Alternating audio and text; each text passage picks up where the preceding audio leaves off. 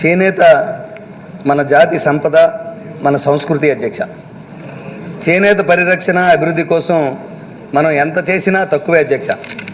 మన రాష్ట్రంలో పొందూరు, ఉప్పాడ, మంగళగిరి వంటి అనేక ప్రాంతాల్లో వివిధ చేనేత ఉత్పత్తుల్లో మన గౌరవాన్ని పెంచుతున్నారు అధ్యక్ష.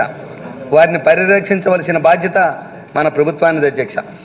అధ్యక్ష, ప్రధానమంత్రి శ్రీ నరేంద్ర మోడీ గారు నేషనల్ హ్యాండ్లూమ్ డెవలప్మెంట్ ప్రోగ్రాం ద్వారా చేనేత కార్మికులకి ఎంతగానో సహకరిస్తున్నారు అధ్యక్ష.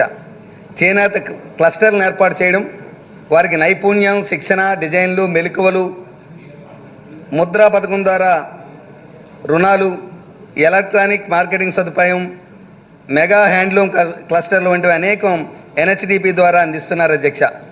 మనం కూడా ఈ ఎన్హెచ్డిపి ప్రోగ్రాం ద్వారా మన రాష్ట్రంలో ఉన్నటువంటి చేనేత కార్మికులకి ఈ సౌకర్యాలని కల్పించవలసిందిగా కోరుతున్నాను అధ్యక్ష. అధ్యక్ష, ప్రస్తుతం మన ఆంధ్రప్రదేశ్లో చేనేత కార్మికుల యొక్క జీవన విధానం చాలా దారుణం అధ్యక్ష. భార్యాభర్త కలిసి నెల రోజుల పాటు పనిచేస్తే 15,000 రూపాయలు సంపాదించడం చాలా కష్టంగా ఉంది అధ్యక్ష. అధ్యక్ష, మనం వారికి వాళ్ళ ఆరోగ్య పరిస్థితులు కూడా అంతంత మాత్రంగానే ఉన్నాయి అధ్యక్ష.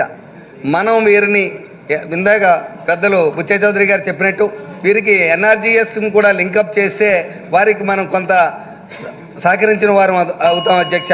అధ్యక్ష, దేశంలో 30 లక్షల మంది చేనేత కార్మికులు ఉంటే అందులో మన రాష్ట్రంలో 2 లక్షల మంది, అస్సాం రాష్ట్రంలో 15 లక్షల మంది ఉన్నారు అధ్యక్ష.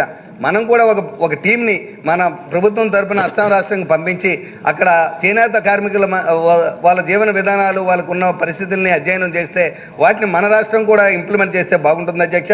అధ్యక్ష, మీ ద్వారా నేను రాష్ట్ర ప్రభుత్వాన్ని కోరుతున్నాను అధ్యక్ష. మన రాష్ట్రంలో 2014 తర్వాత ఎన్ని హ్యాండ్లూమ్ క్లస్టర్లను ఏర్పాటయ్యాయి, వాటి ద్వారా ఎంతమందికి లబ్ధి చేకూరింది, అలాగే మెగా హ్యాండ్లూమ్ క్లస్టర్లు ఎన్ని ఏర్పాటు చేశారు, అవి ఎక్కడెక్కడ ఉన్నాయి అధ్యక్ష తెలపవలసిందిగా మీ ద్వారా ప్రభుత్వాన్ని కోరుతున్నాను అధ్యక్ష.